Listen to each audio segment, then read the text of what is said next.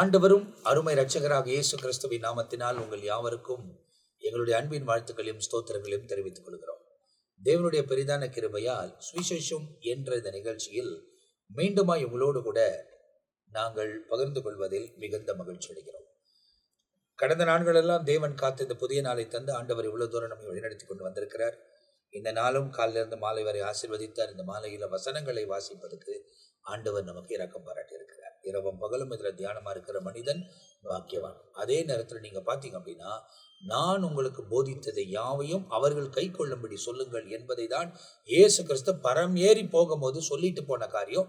அதை தான் அந்த நாட்களிலே சீஷர்கள் அப்போஸ்தலர்கள் செய்தார்கள்.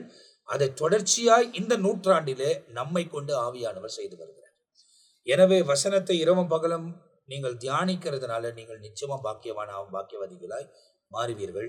அதிலும் இந்த நிகழ்ச்சியில தேவனால் பயன்படுத்தப்படுகிற, தேவனுடைய திருசபையை நடத்துகிற, தேவனால் அபிஷேகம் பண்ணப்பட்டிருக்கிற தேவனுடைய ஊழியக்காரர்கள் நமக்கு விளக்கி சொல்லுகிறது நமக்கு ரொம்ப ஆசீர்வாதமா இருக்கிறது. எனவே அவங்க நேரங்கள் எல்லாம் ஒதுக்கி நம் மத்தியில் கர்த்தருடைய வசனங்களை நம்மோடு கூட பகிர்ந்து கொண்டு வருகிறார்கள்.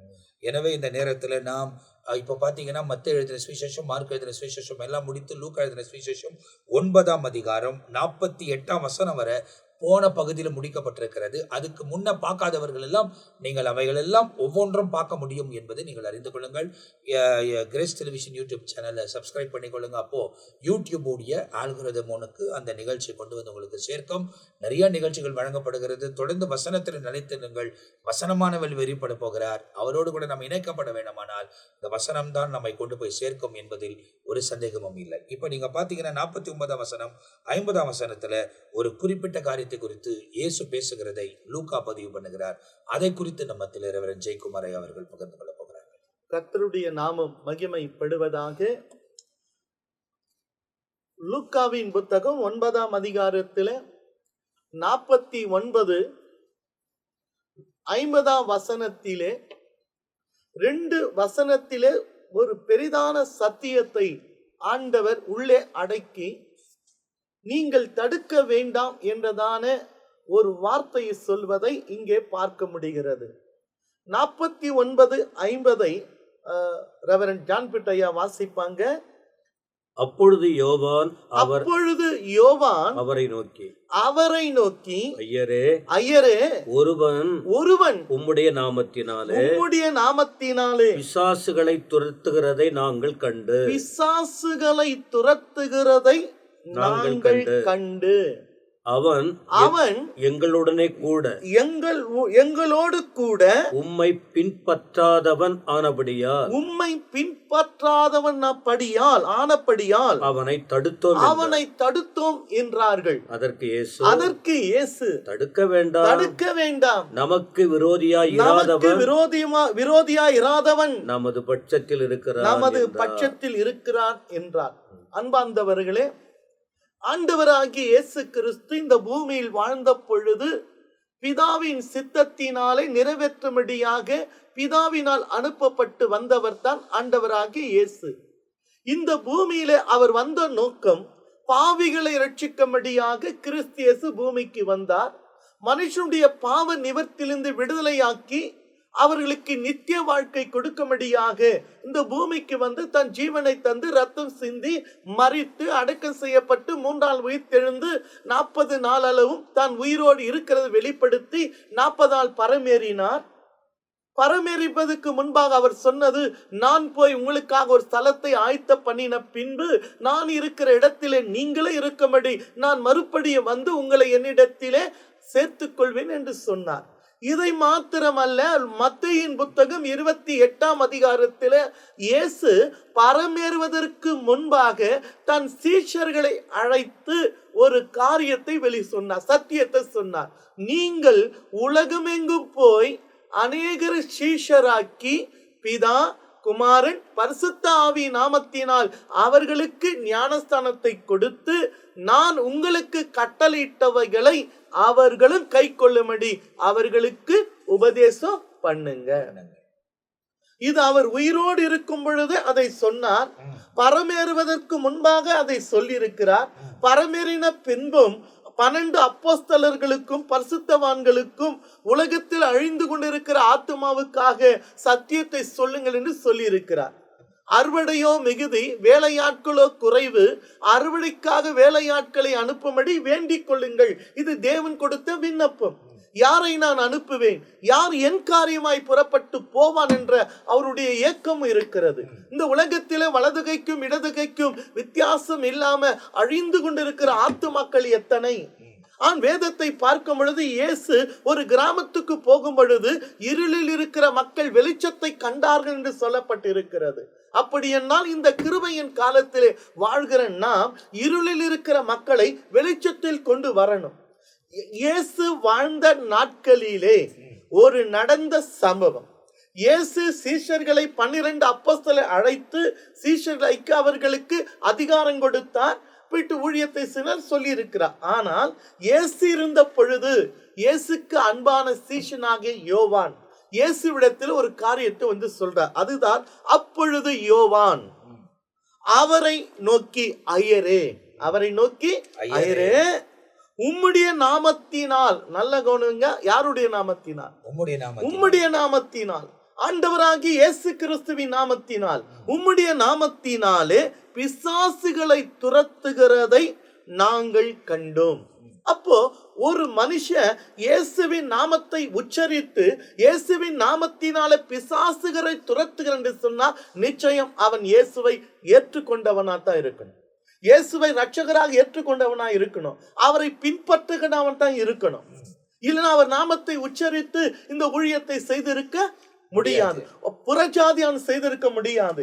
இயேசுவை ரட்சகராக அங்கீகரிக்காத விசுவாசிக்காதவன் அதை சொல்லி இருக்க முடியாது. அங்க யோவானே சாட்சி கொடுக்கிறார் அந்த மனுஷனை குறித்து, உம்முடைய நாமத்தினாலே. வேறொரு நாமத்தை அவன் சொல்லல. யாருடைய நாமத்தை? இயேசுவின் நாமத்தை தான் சொல்லியிருக்கார். உம்முடைய நாமத்தினாலே பிசாசுகளை துரத்துகிறதை நாங்கள் கண்டு.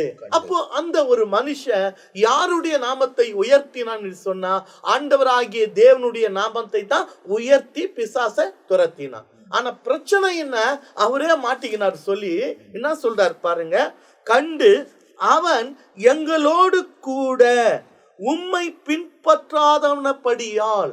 அப்போ அவருடைய நாமத்தில் பிசாசை துரத்துறது உண்மை, அதை இவரே சாட்சியா சொல்றாரு. ஆனா எங்களோடு கூட சேர்ந்து உம்மை பின்பற்றாதவனபடியால். அப்படின்னா என்ன இவருடைய எண்ணம்? நீ அவர் நாமத்தை சொல்ற, ஆனா நீ தனித்து போய் செய்யாத, நீ எங்களோடு வந்து சேரு, நீ எங்களோடு வந்து சேரு. எங்களோடு கூட சேர்ந்து உம்மை பின்பற்றாதபடியினால் அவனை நாங்க தடுத்தோம். இது இயேசு அங்கீகரிக்கல, இது இயேசு ஏற்றுக்கல. பாருங்க, அவருடைய நாமத்தை பிரஸ்தாபப்படுத்துகிற எந்த ஸ்தானத்திலும் அவர் கடந்து அவர்களை ஆசீர்வதிக்கிறார்.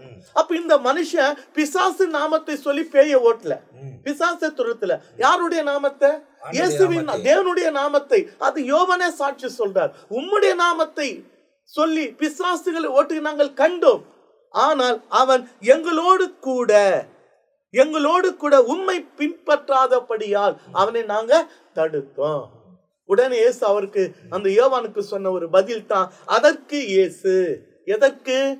அந்த யோவான் சொன்ன காரியத்துக்கு இயேசு தடுக்க வேண்டாம். இதை காண்கிற அன்பான தேவ பிள்ளையே, இயேசுவின் நாமத்தை உயர்த்துகிற, அவருக்காக ஊழியம் செய்கிற யாரையும் நீயும் நானும் சரி எங்களோடு சேர்த்து சொல்ற, தடுக்க வேண்டாம். இந்த பூமியில, இந்த உலகத்து இந்தியா தேசத்துல ஏறக்குறைய 150 கோடி மக்கள் உண்டு. வலதுகைக்கும் இடதுகைக்கும் வித்தியாசம் இல்லாமல் அழிந்து கொண்டிருக்கிற ஆத்துமாக்கள் உண்டு. அவருடைய நாமத்தை பிரசாபப்படுத்துகிற, அவர் நாமத்தை உயர்த்துகிற எந்த ஊழியத்தை எந்த ஊழியக்காரன் தயவு செய்து தடுக்காதீங்க. ஏன் சொல்றா, சமீபத்துல போன மாதம் நடந்த ஒரு காரியம். ஒரு ஊழியர் எங்க வீட்டுக்கு வந்து அழுதார். காரணம் என்ன? என்ன போலீஸ் டெஸ்ட்ல குறிப்பிட்ட காரியத்துக்காக என்னை அழைச்சி சபை நடத்துகிறேன், என்னை யாருன்னா குறிப்பிட்ட நபர் என்னை பற்றி ரிப்போர்ட் கொடுத்து இருக்கிறாரு. சரி, சில காரியத்தை நான் விசாரிக்கும் பொழுது அந்த ஊழியரை என்னிடத்து சாட்சியாய் சொன்னது, நான் செய்கிற இடத்தில 2 ஊழியர்கள் எனக்கு விரோதமா அங்க இருக்கிற ஒரு நபரை ஏவி விட்டு போலீஸ்ல ரிப்போர்ட் கொடுக்க வச்சு அவங்க இந்த ஊழியத்தை தடை செய்ய, நான் செய்கிற ஊழியத்தை தடை செய்யறாங்க. நல்ல ஒரு சாட்சினா, போலீஸ் வந்துச்சு வெரிஃபிகேஷன் எல்லாம் பண்ணிட்ட பிறகு அந்த ரிப்போர்ட் கொடுத்தவங்க கிட்ட சொல்றாங்களா, அந்த மனுஷன் நன்மை தானே செய்யறான், 4 பேருக்கு உதவி செய்யறான், உணவு கொடுக்கறான், எஜுகேஷன் பிள்ளைங்களுக்கு உதவி செய்யறான், நன்மை செய்யணும், யாயா நீ தடுக்கிற? யார் சொன்னது? போலீஸ் அதிகாரி இந்த ஊழியருக்கு ஃபேவரா சொல்றாரு, நன்மை செய்யற தானே, ஏன் தடுக்கிறீங்க? அவருக்கு அந்த உணர்வு இருக்குது. அவர் ஏதோ அவருடைய வேலையை செய்துட்டு நன்மை செய்யறார் 4 பேருக்கு. ஆனா இயேசுவின் நாமத்தை சொல்லி ஊழியம் செய்கிற 2 ஊழியர்கள் அவரை தடை செய்வதற்கு ஒரு நபர் ஏவி விடுகிறார்கள். எந்த ரீதியில நியாயம்? உன்னிடத்தில் இருக்கும் பொழுது வெளியே வந்துட்டாரு என்பதற்காக அதை தடை செய்யலாமா? ஏன்னா தைரியமா ஏன் சொல்றேன்னா, அந்த ஊழியர் என் வீட்டுக்கு வந்து சொன்னதுன்னா தைரியமா சொல்றேன். இது தடை செய்யாதீங்க. இது உலகம். ஒரு ஆத்துமா கூட நரகத்துக்கு போவது அவருடைய சித்தம் இல்லை. அப்படி என்றால் இந்த யோசித்து பாருங்க, 1வது நூற்றாண்டில 52ஆம் ஆண்டு தோமா 12 ஒரு அப்போஸ்தலன் இந்தியாவில ரத்த சாட்சியாய் மரித்தாரு. இன்னும் நம்ம மைனாரிட்டியில் தான் இருக்கிறோம். காரணம் என்ன? அவருடைய ஊழியத்தை செய்கிற ஊழியருக்கு நாம் ஊக்குவிப்பது கிடையாது, தடை செய்ய வேண்டும் தான் நினைக்கிறமை தவிர, அவர்களை ஊக்குவித்து அவர் நாமத்தை பிரசவப்படுத்துகிற அவர்களுக்கு உதவி செய்வது மிகவும் குறைவா இருக்கிறோம். ஆகையால் தான் அந்த நாளிலே அவர் நாமத்தை தடை செய்த, அவர் நாமத்தை பிசாசை உயர்த்தின, துரத்தின அந்த நபரை நாங்கள் தடை செய்தோம் என்று சொல்வார் யோவான். இயேசு சொன்னார், அதற்கு இயேசு தடை செய்யாதிருங்க, தடை செய்ய வேண்டாம். இதை காண்கிற அன்பான யாருன்னா இருங்க, தேவ பிள்ளையே, உன்னிடத்தில் சென்று விட்டாலும் சரி, அவர் ஒருவேளை தேவனுடைய நாமத்தை உயர்த்தி ஊழியம் செய்கிறாள் என்றால், உதவி செய்ய உனக்கு மனதில்லைன்னா கூட தடை செய்ய அது இருந்தா உனக்கு எனக்கு அது ஆசீர்வாதம் தான். இந்த இடத்துல நீங்க பாத்தீங்கன்னா 2 வசனங்கள் இயேசு கிட்ட வந்து யோவான் சொல்லுகிறார். என்ன சொல்றாரு அப்படின்னா, நம்மோடு கூட இல்லாத ஒருவன் உம்முடைய நாமத்தினாலே பிசாசை விரட்டுகிறான், நான் தடுக்கிறேன். இயேசு சொல்றார், அவனை தடை செய்யாதிருங்கள். காரணம், அவன் நம்மோடு கூட இல்லாவிட்டாலும் அவன் நமக்குரியவனாக இருக்கிறான். அதுதான் அந்த வசனத்தின் அர்த்தம். என்ன அப்படின்னா, நம்ம செய்ய முடியாத இடங்களில், நம்ம இருக்கிற ஸ்தலத்துல கூட நம்ம சந்திக்க முடியாத குடும்பங்களை வேற ஒருத்தர் வச்சு கர்த்தர் சந்திப்பார். ஏன்னா எல்லாரும் கர்த்தர் நேசிக்கிறார். இயேசு கிறிஸ்துவின் நாமத்தினால அவர்கள் வந்து ஊழியத்தை செய்யும் போது எந்த விதத்திலும் நம்ம தடையா இல்லாதபடி, அவங்கள உற்சாகப்படுத்தலனாலும் பரவாயில்ல, உதவி செய்யலனாலும் பரவாயில்ல, அவங்கள தடுக்காம நமக்கு கொடுக்க ஊழியத்தை நாம் கவனித்து கொண்டு போய்விட்டோம்னால் அவங்களை கொண்டு செய்ய வேண்டிய காரியங்களை தேவன் அவங்களை கொண்டு செய்து முடிப்பார். ஆனா ஒண்ணு, தேவனால் அழைக்கப்படாவிட்டால் அவர்களே அந்த இடத்தை விட்டு விலகி போயிடுவாங்க. ஆனா தேவனால் அழைக்கப்பட்டு அனுப்பப்பட்டிருந்தால் யார் எழும்பினாலும் கர்த்தர் அவர்களை நிலைநிற்க செய்வார். இதுதான் நான் அறிந்து கொண்ட விஷயம். எனவே தேவனோடு நடக்கவும் தேவனோட வாழவும் உங்க வாழ்க்கையை ஒப்பு கொடுங்க.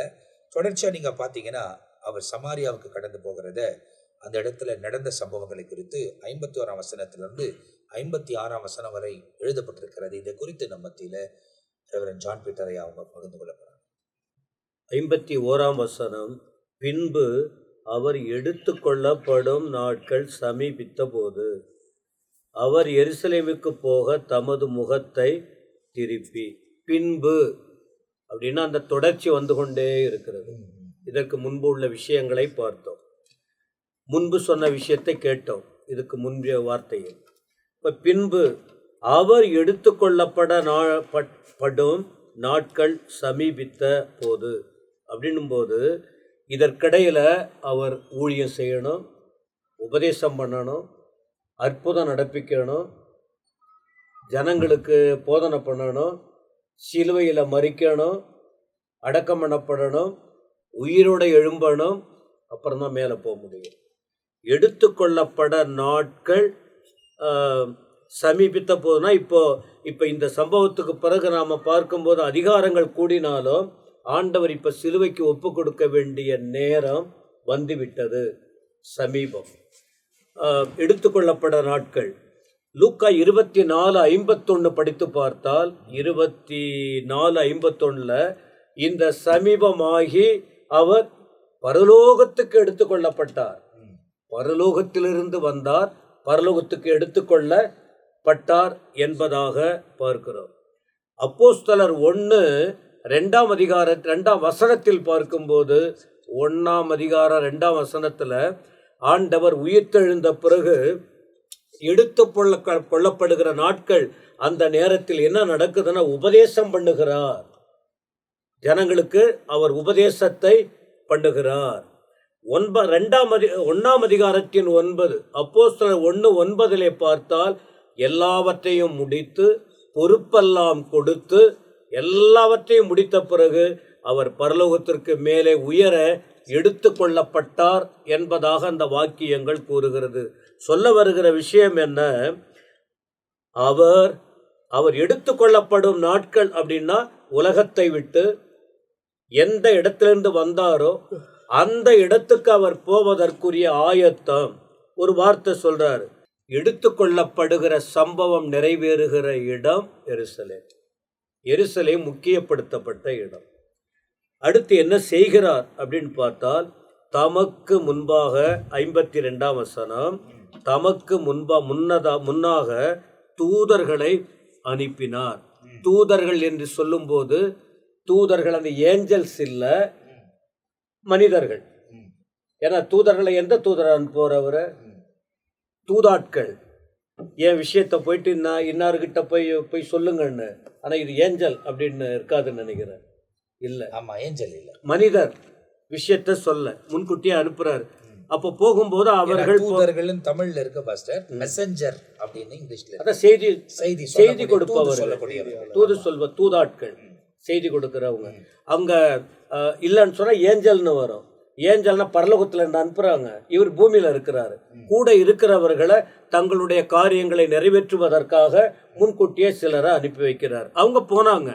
போயிட்டு ஒரு இடத்தை ஆயத்தம் பண்ணும்படி எங்க போறாங்க அப்படின்னு சொன்ன சமாரியருடைய ஒரு கிராமத்தில் பிரவேசித்தார்கள். ஆண்டவர் எல்லாரையும் நேசிக்கிறவராச்ச, தேவன் எல்லாரையும் நேசிக்கிறார். ஆனா சமாரியர் யூதர்களை நேசிக்கிறது இல்லை. யூதர்களும் தங்களை இயேசு கிறிஸ்து இல்ல, மற்றவர்கள் சமாரியரை கீழா நினைக்கிறவங்க. ஆனா ஆண்டவர் அப்படி இல்லை, அவர் எல்லாருக்கும் உரியவர். அவர் அப்படி அனுப்பும்போது எந்த வழியாக தான் போகணும் அப்படின்னு சொன்னால், அதற்கு எருசலேமுக்கு போகணும்னு வழி எதுன்னு சொன்னால் சமாரிய தேசத்தின் வழி தான். ஆண்டவர் ஊழியத்தின் பாதையில் போகும்போது கூட யோவான் 4:4 படிச்சு பாருங்க, அந்த வழியாக அவர் போறார். அங்கே கிணறு இருக்கு. அந்த வழியாய் போகும்போது அங்கே ஒரு பெரிய ரட்சிப்பே உருவாகிறது. ஆனால் இந்த இடத்துல பார்த்தீங்கன்னா ஜாதி வெறி பிடிச்சி உக்காந்துருக்காங்க. இன்னைக்கு அதுதானே நடக்குது. ஜாதி வெறி. செத்துட்டா இந்த ரோடு வழியாக வரக்கூடாது, இந்த பிரச்சனை நடந்துட்டா எங்கள் வீட்டு வழியாக வரக்கூடாது. அதனால தான் இந்த உலகம் உருப்படலை, சபையும் உருப்படலை. சபையிலையும் இந்த ஜாதி பிரச்சனை இருக்கு. இன்னும் கிறிஸ்தவர்களுக்குள்ள அது அந்த தோல் உரிக்கப்படலை. உண்மையான கிறிஸ்தவனா இருந்தா இந்த தீண்டாமை வரவே கூடாது. மற்றவங்களை பற்றி நாம சொல்ல விரும்பல. நமக்கு அந்த வெறித்தனம் இருக்கு. ஆண் என்றும் இல்லை, பெண் என்றும் இல்லை, உயர்ந்தவன் என்றும் இல்லை, தாழ்ந்தவன் இல்லை. ஜாதி மதம் ஒண்ணு இல்லை, ரெண்டு தானே சொல்லுவாங்க, ஆண் பெண். அப்ப இப்படிப்பட்ட விஷயத்தை அறிந்தவங்க இன்னைக்கு தங்கள் புகழுக்காக தங்கள் காரியங்களுக்காக ஜாதி வெறி பிடிச்சு கிறிஸ்தவங்கன்னா மற்றவங்கள சொல்லலப்பா, கிறிஸ்தவர்களை சொல்ற. இந்த ஜாதி வெறி பிடிச்சதுனாலதான் இயேசு கிறிஸ்துவானவர் அநேக உள்ளத்துல போகல, ஜனங்கள் விடுவிக்கப்படல, ஜனங்கள் ஆசீர்வதிக்கப்படல, ஜனங்கள் ரட்சிக்கப்படல, ஜனங்க கண்கள் திறக்கப்படவில்லை, ஜனங்கள் பரலோகத்துக்கு ஆயத்தமாகல. லட்சக்கணக்கான மக்கள் நரகத்தை நோக்கி போய்கிட்டு இருக்காங்க. எனக்கு அவ்வளவு வைராக்கியம் இருக்கு. ஒரு உண்மையாய் ஆவியிலே வசனத்திலே கர்த்தருக்காக வாழுறவங்க அழகு, அந்தஸ்து, படிப்பு, பட்டம், உயர்வு, மேன்மை இது இருக்கவே கூடாது. அவன் தான் உண்மையான சீஷன், உண்மையான விசுவாசி. நான் தப்பா பேசலன்னு நினைக்கிறேன். ஏன்னா அவ்வளவு ஆதங்கம் இருக்கிறது. என கிறிஸ்தவம் என்பது மதவாதம் அல்ல, வெறிப்பிடித்த காரியம் அல்ல. என தன் ஜீவனையே கொடுத்த ரட்சகர், அவருக்காக எழும்ப வேண்டும். ஆனா இந்த அன்றைக்கு ஒரு சமாரிய தேசத்துக்கு போனாங்க, அங்க ஏற்றுக்கொண்டாங்க, அற்புதம் நடந்தது. யோவான் 4 அதிகாரத்துல அவர் ஒரு பெரிய தீர்க்கதரிசி, அவர் பெரிய தேவன் என்று எல்லாரும் ஒப்பு கொடுத்தாங்க. ஆனா இந்த இடத்துல அந்த ஊரார் என்ன செய்யலையா, ஏற்றுக்கொள்ளல. கிராமத்தை பிரவேசித்தாங்க. எருசலேமுக்கு போகும் நோக்கம் அப்போ போகும்போது அந்த ஊரார் ஏற்றுவாள். ஏன்னா எருசலேம்னு சொன்ன உடனே அவங்களுக்கு பிடிக்கல. அப்ப எருசலேமில் இருக்கிறவங்க யாரு? யூதர்கள். இப்ப போற வழி எது? போற வழி சமாரியா. அதனால அவங்களுக்கு ஏற்பட்ட பகை இருந்திருக்கு, அது உள்பகை இருக்கு. அந்த பகையாய் நின்ற நடுச்சுவரை தகர்க்கும்படியா தானே இயேசு இந்த உலகத்திலே வந்தார். ஏற்றுக்கொள்ளல. அதனால அவருடைய சீஷராகிய இன்னொரு விசேஷம் பாருங்க, அவருடைய சீஷராகிய யாக்கோபும் யோவானும் அதை கண்டபோது, யாக்கோபும் யோவான் அதை கண்டபோது ஒரு ஸ்டேட்மெண்ட் சொல்றாங்க. அவங்க உள்ளத்துல என்ன இருக்குன்னு சொல்லி, ஆண்டவரே, எலியா செய்தது போல வானத்திலிருந்து அக்கினி இறங்கி இவர்களை அழிக்கும்படி நாங்கள் கட்டளையிட உமக்கு சித்தமா என்று கேட்டார்கள். ஓகே, இப்ப இவங்க கட்டளையிடுறாங்க. என்ன கட்டளை? அவங்களை அழிக்கலாம. ஏன் அப்படின்னு சொன்னா, ஏற்கனவே இவர்களுக்கு ஆண்டவர் என்ன செய்திருக்காரு? அதிகாரம் கொடுத்திருக்கிறார். வேற வேற அதிகாரம். பிசாசுகளை துரத்த, வியாதிகளை சுகமாக்க, இப்படி அநேக ஜனங்கள் விடுவிக்கப்படுவதற்கு அதிகாரம் கொடுத்தார்.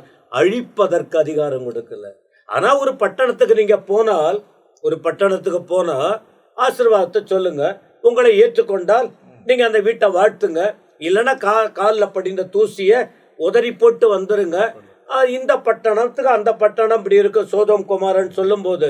ஆனா இவங்க சொல்றாங்க, நாங்க கட்டளையிடுறோம். நீங்க சொல்றீங்களா? நாங்க கட்டளையிடுறோம். எலியா சொன்ன விஷயம் வேற.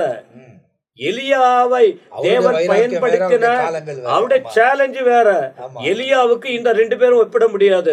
ஏன் இவங்களுடைய குணம் வெளிப்படுத்தி சொல்லுங்க. இவங்க ரெண்டு பேரும் தான் யார் பெரியவன்கிற அந்த குணம் தாயோடு சேர்ந்து போனாங்க. 12 பேர் இருக்கும்போது அந்த உயர்ந்த பதவி யாருக்கு வேணும்னு விரும்பினது யார்? அதான், ஒரு மனுஷன் உள்ளத்துல எது நிறைந்திருக்கோ அவன் சாகிற வரைக்கும் அது வந்துகிட்டே தான் இருக்கும். அந்த பெர்ஃபார்மன்ஸ் எதிர்பார்க்குறாங்க, அதான் வந்துகிட்டு இருக்கோம். அந்த ஐயா அங்க சொன்னாங்க, தாழ்மை இருந்தால் இந்த பெருமையின் எண்ணம் வராது, இந்த பெருமை வார்த்தை வராது. சரி, தப்பே பண்ணிட்டா உண்மையா தாழ்மையோட ஒப்பு கொடுக்கிறவங்க, இயேசுவை பின்பற்றுறவங்க என்ன செய்வாங்க? ஆண்டவரே, நான் பாதிக்கப்படுறேன், என் மனசு பாதிக்கப்படுது, நாம் பாதிக்கப்படுகிறோம், நிறைவேற்ற வேண்டிய ஊழியத்தை நிறைவேற்ற முடியல, ஆனாலும் இது இடைஞ்சலா இருக்கு, நீங்க பார்த்துக்குங்க, நாங்க உங்க வேலையை செய்யறோம், நாங்க ஒன்றும் போராட வேண்டிய அவசியம் இல்லை, நீங்க சொல்றீங்க, நாங்க கேட்கிறோம், அதனால நாங்க அப்படின்னு சொல்ல அந்த உணர்வுக்கு ஒப்பு கொடுக்கணும். ஆனா இந்த 2 பேரும் தங்களுடைய ஆக்ரோஷத்தை வெளிப்படுத்துகிறார்கள். அப்போ ஆண்டவர் அதட்டுகிறார், உங்க புத்தி என்னன்னு தெரிஞ்சு போச்சு. அப்போ ஒரு மனுஷன் நல்லவனா கெட்டவனா என்று எப்படி நாம் தீர்மானிக்கணும்னா, 1 வார்த்தை, 2வது செயல். அதனால ஆண்டவர் கடிந்து கொண்டார். அதட்டி அவர்களை திரும்பி பார்த்து, அவளை அதட்டி, டேய், நான் வந்த நோக்கம் என்ன தெரியுமா? நான் வந்த நோக்கம், உங்களை அனுப்புற நோக்கம் என்ன? நான் எருசலேமுக்கு போகணும், நான் ஒப்பு கொடுக்கப்பட போகணும், மரிக்கணும், அடக்கம் பண்ணப்படணும், என்னை அடிச்சு கொல்ல போறாங்க, நான் ஜீவனை அழிக்க வரவில்லை, ஜீவனை ரட்சிக்க வந்தேன். இந்த சத்தியத்தை புரிஞ்சுக்கிட்டு இனி நீங்க இந்த ஆக்ரோஷமான வார்த்தைக்கு இடம் கொடுக்காம நான் வந்த நோக்கம் என்ன என்பதை புரிந்து செயல்படுங்க என்று சொல்லிட்டு அப்போ கடைசியே சொல்றாரு, அதன் பின்பு அவர்கள் வேறொரு கிராமத்துக்கு, தடையா இருக்கா விலகிட வேண்டியதான். நமக்கு இடைஞ்சலா இருக்கு, விலகிடணும், நிறைவேற்ற வேண்டிய வேலைகளை முடிக்கணும். இல்லை அப்படிப்பட்ட நல்ல சத்தியங்களை நாம பார்க்க முடிகிறது. அப்போ இந்த பகுதியில் பார்ப்பீங்க அப்படின்னாக்கா, இதில் சொல்லப்பட்டிருக்கிற காரியம் ரொம்ப அழகாக விளக்கப்பட்டிருக்கிறது. அதில் ஒன்று ஜாதி என்று பேசும்போது, தமிழ் வேதாகமத்தில் எங்கெல்லாம் ஜாதிகள், ஜாதி ஜனம் என்று கொடுக்கப்பட்டிருக்கிறதோ அதெல்லாம் தேசம் என்பதை நீங்கள் தெளிவாக தெரிந்து கொள்ள வேண்டும். சான்ஸ்கிரிட்டில் அதை ஜாதின்னு போட்டுட்டாங்க, ஆனால் தேசம், அந்த தேசங்களை தான் குறிக்கிறது தவிர உலகத்தில் இருக்கிற 2 விஷயம், ஒன்று ஆண், இன்னொன்று பெண். உலகத்தில் இருக்கக்கூடியவர்கள் அதை எப்படி ஏற்றுக்கொண்டாலும் நமக்கு அது தேவையில்லை. ஆனால் கிறிஸ்தவர்கள் இந்த ஒளியில நடந்து தேவனோடு கூட செயல்படுவதற்கு உங்களை நீங்கள் அர்ப்பணிக்கணும். அதுக்கப்புறமா நீங்கள் பார்த்தீங்கன்னா, இந்த இடத்துல அவங்கள கடிந்து கொண்ட பிறகு அவங்க இயேசு கிறிஸ்துக்கு இருந்த அந்த வல்லமையில அவர் எல்லாத்தையும் முறித்து கொண்டு உள்ள போயிருக்க முடியும். ஆனால் அதெல்லாம் அவர் செய்யல. அவர் என்ன பண்றாரு, அங்கே ஏத்துக்கல, அதை விட்டுட்டு அடுத்த கிராமத்துக்கு போறாரு. நம்ம கற்றுக்கொள்ள வேண்டிய விஷயம். ஒரு இடத்துல உள்ள போக முடியலன்னு சொன்னோன்னா அங்க இருக்க நிறைய பிரச்சனை பண்ணி எனக்கு இந்த இன்ஃப்ளூயன்ஸ் இருக்குது, என்ன அண்ணன் இன்ஃப்ளூயன்ஸ் இருக்குது. இயேசுக்கு இல்லாத இன்ஃப்ளூயன்ஸா? ஆனா அவைகளெல்லாம் விட்டு விட்டு அவர் அடுத்த கிராமத்துக்கு போனார் என்ற சத்தியத்தை லூக்கா எழுதுகிறார். இதெல்லாம் நாம் கற்றுக்கொள்ள வேண்டிய விஷயங்கள் நிறைய இருக்கிறது. கற்றுக்கொள்வோம். கர்த்தர் கிருபை தருவார். தொடர்ந்து அடுத்தது சீஷர்களை குறித்து அவர் பேசுகிறதை 57ஆம் வசனத்திலிருந்து 62ஆம் வசனம் வரை சொல்லப்பட்டிருக்கிறது. இந்த காரியத்தை நம்மத்திலே ரெவரண்ட் மெல்கிசேதேக்கை அவர்கள் பகிர்ந்து கொள்வார். அன்பார்ந்தவர்களே, தொடர்ச்சியாக நாம் இந்த 9ஆம் அதிகாரத்தை நாம் தியானித்து வருகிறோம். இப்ப இயேசு வேறொரு கிராமத்திற்கு அவர் போகையிலே ஒரு பரிசேயன் வந்து அவரிடத்துல ஒரு கேள்வி கேட்கிறான். இங்க நம்ம பார்க்கும் பொழுது ஒரு பரிசேயன் வந்து ஒரு வேதபாரகன் வந்து ஆண்டவர் வழியிலே போகையில் அவரை நோக்கி, ஆண்டவரே, நீ எங்கே போனாலும் நான் உம்மை பின்பற்றுவேன் என்று ஒரு வேதபாரகர் சொல்றார். இயேசு தம்முடைய உபதேசத்தை நிர்பந்தப்படுத்தவில்லை, நீங்கள் இதை ஏற்றுக்கொள்ள வேண்டும் என்று கட்டாயப்படுத்தவில்லை. எந்த ஒரு காரியத்திலையும் இயேசு எளிதாக அதை அவங்களுக்கு புரியுற மாதிரி ஓமைகளால சொல்றாரு. தேவனுடைய நிலைப்பாடுகளை குறைப்பதின் மூலமாக தன்னை பின்பற்றுபவர்கள் கவர ஆண்டவர் அட்ராக்ஷனா எதுவுமே செய்யலையாம். எளிமையா ஆண்டவர் சொல்றாரு, எதிர்ப்பு வந்தா வேற கிராமத்துக்கு போறாரு. இப்படி போகும் பொழுது இந்த வேத பாரகரன் கேட்கிறான், ஆண்டவரே, எங்கு போனாலும் உம்மை நான் பின்பற்றுவேன் என்றார். ஆண்டவர் அவனுக்கு ஒரு பதில் கொடுக்கிறாரு, நரிகளுக்கு குழிகள் உண்டு, ஆகாயத்து பறவைகளுக்கு கூடு உண்டு, மனுஷகுமாரனுக்கோ தலை சாய்க்க இடம் இல்லை என்றார். நீ நினைக்கிறப்பா எனக்கு வசதி இருக்குது, வாய்ப்பு இருக்குது அப்படின்னு சொல்லி நரிகள் கூட அங்கங்க மேய்ஞ்சிட்டு அதுக்கு ஒரு கூடு இருக்குது, நரிகளுக்கு குழிகள் இருக்கிறது, ஆகாயத்து பறவைகளுக்கு கூடு உண்டு. ஆனா மனுஷகுமாரனாகிய எனக்கோ தலை வச்சு படுக்கிறதுக்கு கூட இடம் இல்லை அப்படின்னு ஆண்டவர் அவனுக்கு சொல்றாரு. அப்படின்னா என்ன, நீ பின்பற்றி வந்தா எல்லாத்தையும் வெறுத்து தன் சிலுவை எடுத்துக்கொண்டு வர வேண்டும் என்று இயேசு சொல்லி இருக்கிறாரு. இப்ப என்னன்றாரா, என்னை பின்பற்றி நீ வர, நான் படுக்கிறதுக்கு கூட இடம் இல்லை அப்படின்னு சொல்லி முடிச்ச உடனே வேறொருவனை அவர் நோக்கி என்ன பண்றாரு, என்னை பின்பற்றி வா என்றார். அதற்கு அவன், ஆண்டவரே, முன்பு நான் போய் என் தகப்பனை அடக்கம் பண்ண எனக்கு உத்தரவு கொடுக்க வேண்டும் என்றான். எனக்கு அநேகருக்குள்ள ஆண்டவரை ஏற்றுக்கொண்டு விசுவாசிப்பாங்க, சபைக்கு வருவாங்க, எல்லாம் பண்ணுவாங்க, ஞானஸ்தானம் எடுக்க மாட்டாங்க. ஏன்னா, இருங்க, எங்க அம்மாவும் எங்க அப்பாவும் மரிச்சிட்டான்னா நான் செய்ய வேண்டிய கடமைகள் இருக்குது, நான் கொல்லி போடணும், நான் கடைசியா செய்ய வேண்டிய காரியம் இருக்குது.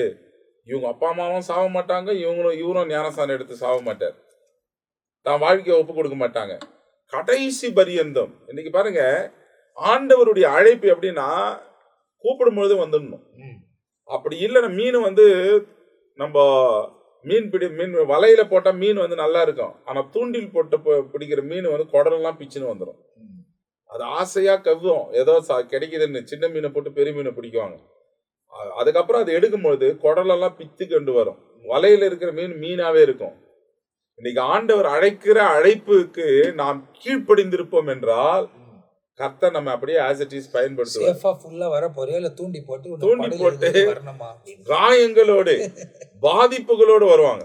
இப்ப இவனான்றான், அழைப்பு ஏற்றவன, ஆண்டவரே, நான் முன்பு போய் என் தகப்பனை நான் அடக்கம் பண்ணிவிட்டு எனக்கு உத்தரவு கொடுக்க வேண்டும் என்று கேட்கிறான்.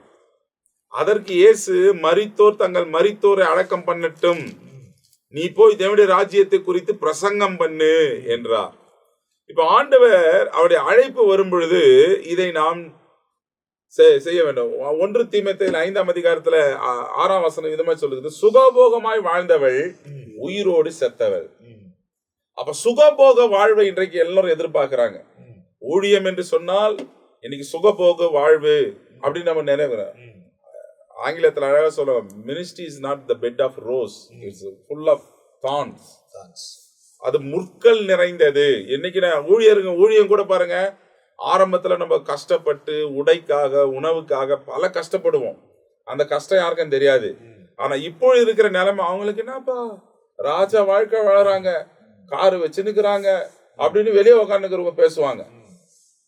ஆனா பட்ட பாடுன்னா நான் அவங்க கூட போயிட்டு விசாரிக்கும் போது அவங்க சாட்சிகளை கேட்கும் போது தெரியும், உணவின்றி, உடையின்றி, தூக்கமின்றி. ஆண்டவர் சொன்னார்ல, நரிகளுக்கு குழி உண்டு, ஆகாயத்து பறவைகளுக்கு கூடு உண்டு, ஆனா மனுஷகுமாரனுக்கு தலை சாய்க்க இடமில்லை. இயேசுவினுடைய இந்த சுவிசேஷ பிரயாணத்துல இந்த புஸ்தகத்தை நம்ம தியானித்து வரும் பொழுதே, இயேசு பகலெல்லாம் கிராமங்கள் தோறும் இருந்தார், இரவெல்லாம் மலையின் மேல போய் ஜெபம் பண்றாரு. அவர் வீட்டுக்கு போனதாகவோ, அவர் ரெஸ்ட்ல இருக்கிறாரு, அவரு தூங்கி நிற்கிறாரு அப்படின்னு சொல்லி, தூங்குறது கூட டைம் இல்லாத போட்ல தான் தூங்குறாரு, அந்த பிரியான நேரத்துல தான் உறங்குகிறார். அப்ப அந்த 3 வருஷம் ஆண்டவர் பிதாவின் சித்தத்தையே செய்து வந்தார். ஆகினாலதான் இந்த மனுஷனுக்கு ஆண்டவர் சொல்றாரு, மரித்தோர் தங்கள் மரித்தோரை அடக்கம் பண்ணட்டும், நீ போய் தேவனுடைய ராஜ்யத்தை குறித்து பிரசங்கம் பண்ணு. நம்ம பிடிக்கப்பட்ட நோக்கம் என்ன, அழைக்கப்பட்ட நோக்கம் என்ன, ஆண்டவர் நமக்கு என்ன ஒரு task கொடுத்திருக்கிறார்னா, we need to preach the gospel about the kingdom of God. தேவனுடைய ராஜ்யத்தை குறித்து நம்ம பிரசங்கம் பண்ணோம். வேற எந்த சொந்த கதை, சோக கதை, நம்ம கதை, நம்ம அமெரிக்காவுக்கு போந்து, நம்ம ஆஸ்திரேலியாவுக்கு வந்தது, நம்ம இப்படி போந்து, இதெல்லாம் தேவையில்லை. இன்னைக்கு அநேக ஊழியர்கள் செய்கிற பெரிய தவறு என்னன்னா, தங்களுடைய சாட்சிகளை மேன்மைப்படுத்தி சொல்றாங்களே தவிர கிறிஸ்துவை குறித்து பேசுவது கிடையாது. அநேக மேடைகளிலே இன்னைக்கு கிறிஸ்து, நல்ல ஊழியக்காரப்பா, நல்ல சாட்சிப்பா, அவங்க சாட்சி நம்மளுக்கு தேவையில்லை. ஒரே வார்த்தை, பாவியா இருந்தா இன்னைக்கு ரட்சிக்கப்பட்ட ஆண்டவர் ரத்த கழுவி இருக்கிறார், இவரை தான் நம்ம சாட்சி. நம்மளை குறித்து மேன்மைப்படுத்தி, நான் குடித்து கொண்டிருந்தேன், நான் வெறித்து கொண்டேன், நான் விபச்சாரம் செய்து கொண்டிருந்தேன்னா சபையில இருக்கிறவனுக்கு அந்த ஞாபகம் வந்துருது.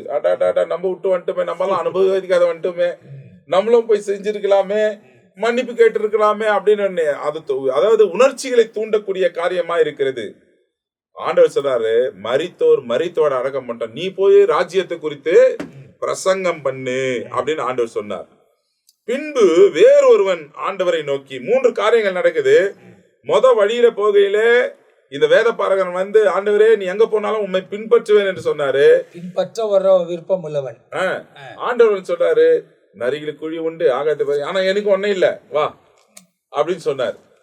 வேறொருவனை பத்தி, நீ என்னை பின்பற்றி வா என்றாரு. அவன் சொல்றான், எனக்கு உத்தரவு கொடு, எங்க அப்பாவை போய் நான் அடக்கம் பண்ணிட்டு வரணும்.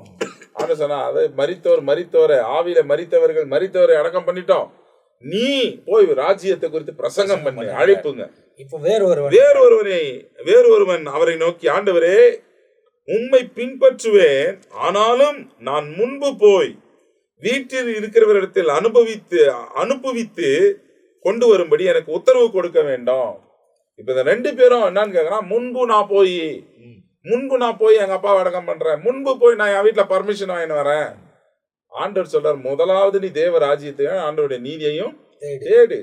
இவனுங்க எதிர்பார்க்கிற காரியம் என்னன்னா, ஃபர்ஸ்ட் நான் போயிட்டு இது பண்ணிட்டு வர்றேன். ஆண்டவர் அழைக்கிறாரு, ஆண்டவருக்கு அத உடனே வரல. அப்ப ஆண்டவர் அவங்களுக்கு சொல்றாரு, அதற்கு இயேசு கலப்பையின் மேல் கை வைத்து இட்டு பின்னிட்டு பார்க்கிற எவனும் தேவனுடைய ராஜ்யத்துக்கு தகுதியானவன் அல்ல. அப்ப கலப்பையின் மேல நீ கை வச்சுட்டேன்னா தேவனுடைய ராஜ்யத்தை திரும்பி பார்க்க கூடாது. எந்த உபத்திரம் வந்தாலும், எந்த வேதனைகள் வந்தாலும், எந்த சோதனைகள் வந்தாலும் உலகத்தை திரும்பி பார்க்க கூடாது. அதனாலதான் பிலிப்பியர்ல 3ஆம் அதிகாரம் 13-14 வசனம் ரொம்ப பிடிச்ச வசனம். பிலிப்பியர்ல 3ஆம் அதிகாரம் 13-14 வசனத்துல இவ்விதமாய் சொல்லுகிறது, சகோதரரே, அதை பிடித்து கொண்டேன் என்று நான் எண்ணுகிறதில்லை, ஒன்று செய்கிறேன், பின்னானவைகளை மறந்து முன்னானவைகளை நாடி கிறிஸ்து இயேசுவுக்குள் தேவன் அழைத்த பரம அழைப்பின் பந்தய பொருளுக்காக லக்கை நோக்கி தொடருகிறேன். ஆமென். இப்போ பவுல் இதுதான் சொல்றாரு, சகோதரன் நான் பிடித்து கொண்டேன் என்று நான் எண்ணுகிறதில்லை. இப்ப ஐயோ நான் ரட்சிக்கப்பட்டேன், நான் பரிசுத்தாவை பெற்றேன், நான் ஊழியத்தை ஆரம்பிட்டேன், அதோட இல்ல. சில பேர் அதோட ஸ்டாப் பண்ணிடுவாங்க. அவன் சொல்றான், நான் பிடித்துக்கொண்டே எண்ணுகிறதில்லை, பின்னானவைகளை மறந்து முன்னானவைகளை நாடி இயேசு கிறிஸ்துவுக்குள் தேவன் அழைத்த பரம அழைப்பின் பந்தய பொருளுக்காக லக்கை நோக்கி நான் தொடருகிறேன். நம்முடைய ஜர்னியே, விசுவாச வாழ்க்கையை ஓடிக்கொண்டே இருக்கிறது தான். யாரை பார்த்து? நமக்கு நியமித்திருக்கிற லக்கை நோக்கி. இந்த ரட்சிப்பு கூட நான் ரட்சிக்கப்பட்டேன்னு சொல்லல, முடிவு பரியந்தம் நிலை நிற்பவனே ரட்சிக்கப்படுவான். அப்போ அனுதினமும் ரட்சிக்கப்படணும், அனுதினமும் தேவ வழியிலே நாம் நடக்க வேண்டும். அப்போ இவன் கேட்டான் பாருங்க, அதுக்கு ஆண்டவர் சொல்றாரு, கலப்பையின் மேல் கையை வைத்துட்டு திரும்பி பார்க்கார எவனும் தேவனுடைய ராஜ்யத்துக்கு தகுதியானவன் அல்ல. அப்புறம் தேவ ராஜ்யத்துக்கு வரதுக்கு நீ தகுதியே இல்லை. அப்போ நம்ம எவ்வளோ கான்சியஸா இருக்கணும், எவ்வளோ நம்ம ஆண்டவர் அழைப்புக்கு உத்தரவாதமா இருக்கணும், தேவ ராஜ்யம் எவ்வளவு முக்கியத்துவம் என்பதை ஆண்டவர் இந்த 3 சம்பவங்களிலேயும் நம்மை உற்சாகப்படுத்தி அனுப்புகிறார். இந்த இடத்துல பார்த்தீங்கன்னா, ஒருவன் பின்பற்ற வருகிறான், அவனுக்கு ஒரு செய்தி கொடுக்கப்படுகிறது. இன்னொருவனை கர்த்தர் அழைக்கிறார், அவன் ஒரு காரணத்தை சொல்லுகிறான், அவனுக்கும் ஒரு பதிலை இயேசு சொல்லுகிறது இந்த இடத்துல எழுதப்பட்டிருக்கிறது. அதுக்கு பிறகு இன்னொருவனும் அழைப்பு கொடுக்கப்படுகிறது, அவனும் ஒரு காரணத்தை சொல்லுகிறார், அவனுக்கும் ஆண்டவர் ஒரு பதிலை கொடுக்கிறார். என்ன பதில்? தேவனுடைய ராஜ்யத்தை குறித்து பேசு என்பதை குறித்து சொல்லப்பட்டிருக்கிறது. எனவே இந்த வசனங்களில இந்த பகுதிகளை நம்ம ஆராய்ந்து அறிவதற்கு தேவன் நமக்கு உதவி செய்தார். தொடர்ச்சியாய் 10ஆம் அதிகாரத்துக்குள்ள அடுத்த பகுதியில் நாம் பார்க்க போகிறோம். அதுல 70 பேரை அவர் வெளியே அனுப்பின சம்பவங்கள் ரொம்ப தெளிவாய் லூக்கா எழுதுகிறதை பார்க்கிறோம். அதை குறித்து ரொம்ப விலாவரியா நாம் படிக்க போகிறோம். எனவே இந்த நிகழ்ச்சியை பார்க்கிற நீங்கள் தொடர்ச்சியா வசனத்தை இரவும் பகலும் தியானிங்க, வசனங்களை கேளுங்க. சப்ஸ்கிரைப் பண்ணாதவங்க சப்ஸ்கிரைப் பண்ணிக்கொள்ளுங்க. அப்போ உங்களுக்கு வசனம் யூடியூபுடைய ஆல்கரிதம் உங்களுக்கு கொண்டு சேர்க்கும். அப்போ நீங்க பார்த்து வசனத்துல நீங்க தேறினவர்களாய் வளர முடியும். ஆண்டவர் தம்முடைய கிருபைகளை விளங்க பண்ணுவார். இந்த நிகழ்ச்சியிலும் தேவனால் பயன்படுத்தப்படுகிற தேவனுடைய திருச்சபையை நடத்துகிற தேவனால் அபிஷேகம் பண்ணப்பட்ட தேவ ஊழியர்கள் நம் மத்தியில் கர்த்தருடைய வசனங்களை பகிர்ந்து கொண்டிருக்கிறார்கள். அது மிகவும் ஆசீர்வாதமா இருக்கிறது. அடுத்த பகுதியில் உங்களை சந்திக்கிற வரை நாங்கள் எல்லாம் உங்ககிட்ட விடைபெறுகிறோம். கர்த்தர் உங்களை ஆசீர்வதிப்பாராக. ஆமென்.